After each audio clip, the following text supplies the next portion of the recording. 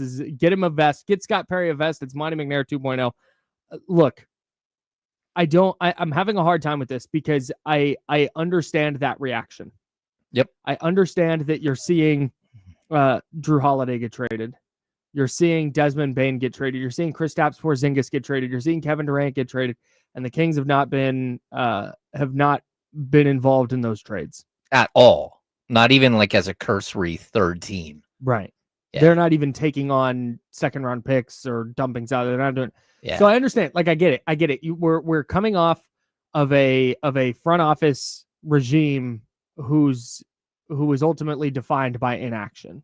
Yes, very much so. So I understand the knee jerk, like, oh my God, it's happening again. I get it. I do. Mm-hmm. I'm also maybe I'm insane.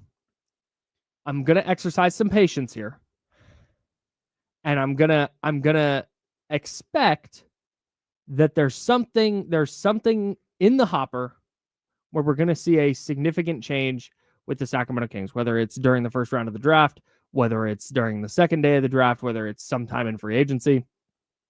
I'm holding out hope. But I got to tell you, if the answer at point guard is Dennis Schroder, and if there's no trade into the first round, and a second round pick, and Dennis Schroder at the full mid-level exception is the big offseason haul, that's tough, man. And that's currently, again, there's no path. We're not walking down a path yet, but we're sitting here surveying, okay, where are the Kings going to go? What direction are they going to go? And right now, based on the reporting, we know that they are considered the front runners to land Dennis Schroder at something like the full mid-level exception. And that, of course, is from Jake Fisher and Mark Stein last night. Yes. And I think the way they wrote it is very interesting. The league, the Kings, league sources are already being described as a likely leading suitor for Detroit's Dennis Schroder. They also said they're painting, isn't it? They're being painted as the leader, right? Painted as the leader is just an insane thing. It is. It's he's calling agents and executives around the league, and they're like, "Yeah, the Kings would probably be in on Schroder." You know, I'm like the first thing, full mid-level. The thing that pops into my head is like David Garibaldi is out. He's got the music pumping. He's flinging paint everywhere, and all of a sudden there's a picture of Dennis Schroder, and everyone's like, "Wait, no!" Oh, it's the Kings. It's the Kings. And it's like we don't know it's Dennis Schroder, and then he paints the orange thing on it in his hair. Yeah. Like, dang it! He got us. It's Dennis Schroder. Okay, so let's stick on the Dennis Schroder thing because look, yeah. I again, I'm gonna try really hard here, you guys. I'm gonna try and not fall into the everything's awful. Okay. Pit. Everything is awesome. Everything is awful.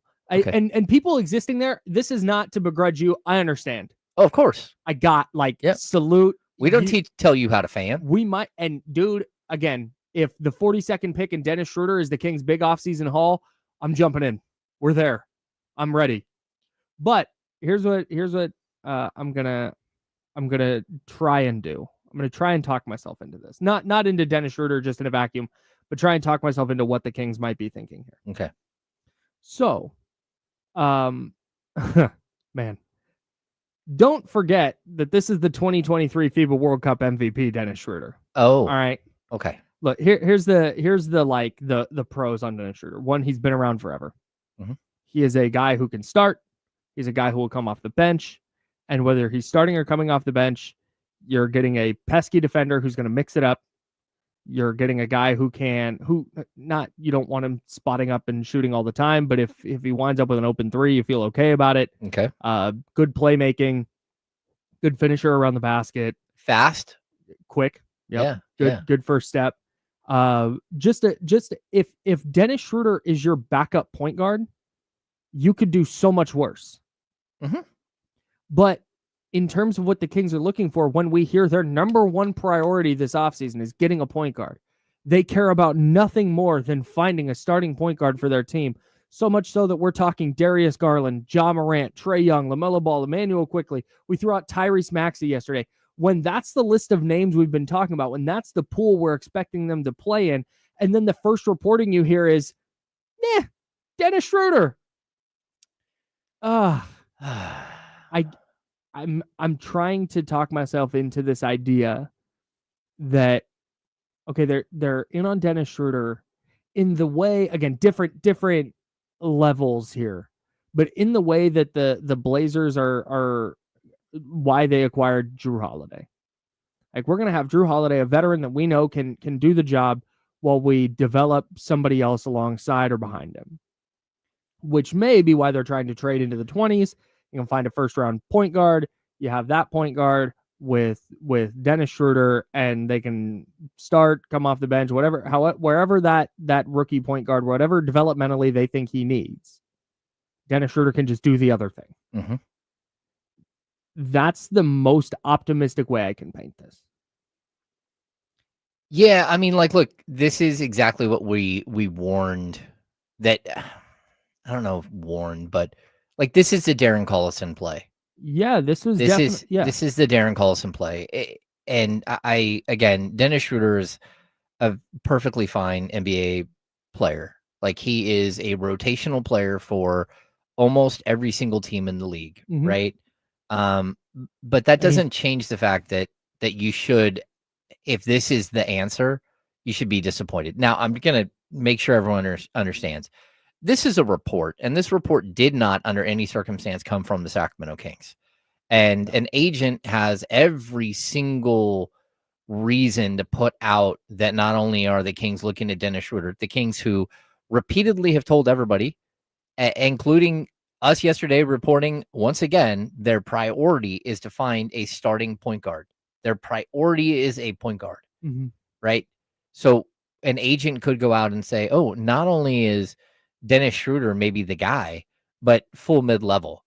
So now they're trying to pump up value. Now, I'm not saying that that's what's happening, but I can honestly tell you that it's possible that that's what's happening, and that the Kings don't really have any interest, although we have not heard a rebuke from the Sacramento Kings at all. My concern, again, and this isn't to disparage Darren Collison, because I like Darren Collison as a player, but that's a level of point guard that's 20 to 30 in the league. And that's not what's going to take you to the next level. And the other thing I'm going to point out is, if you think that Dennis Schroeder is the answer, I'm going to tell you that you already have a guy on your roster that's 5 years younger, that is basically the same exact player in Malik Monk, a guy who wants to be in Sacramento, a guy who signed an extension in Sacramento, a guy you have team control over for the next 3 years. He's a little bit more expensive, but we're talking $5-6 million off a mid-level exception. That's not enough to make the numbers work. And so, like, again, Dennis Schroeder, like, this is how I describe him in a nutshell. He will play for his 10th team in 13 seasons. The next team he signs with, unless it's one of the 9 teams he's already played for, it will be his 10th team in his 13th, going into his 13th season. That's crazy. And we're talking about a guy who's almost 32 years old. He can be the answer to the Kings issue if they trade Malik Monk, and then you're going to have a cheaper version of Malik Monk off your bench. But that's saying that you go out and get a starting level point guard, and I would be totally fine with Dennis Schroeder as a cheaper option to Malik Monk as your backup point guard. But if he is, in fact, your idea for a starting level point guard, then, and if the backup plan to that might be Marcus Smart, this is some tough. This is not exactly what people were thinking. And like, look, I don't want to hear the whole patience thing being preached right now, which is weird. I know you're saying patience over the next couple of days. The next couple of days, that's fine. Let this thing play out. Yes. But patience when we hit July 15th or July 20th and July 1. Well, once the dust is settled on free agency and trades and all that stuff, what happened? Yeah. If we're talking about something like this as a catalyst, and then you trade Malik Monk just to trade Malik Monk because he's not, you want to go out and get someone else, then that's where we start to go, okay, this is a little rough. It's just a quick note. You mentioned the Dennis Schroeder is a rotational player for every team in the NBA, and he almost has been. He has played for going on 10 teams in 13 years, and he spent his first 5 years with Atlanta. He played for 3 teams last season. That's insane. 3 He teams. played for 3 teams. I think he was on 4. I think he was technically with the Jazz for a second. Oh, wow. And then they shipped him out again. I didn't even count Miami? the Jazz. I don't know. He got moved all over the place. But that's hitting the nail on the head. When I say exercising patience, I mean today. Mm-hmm.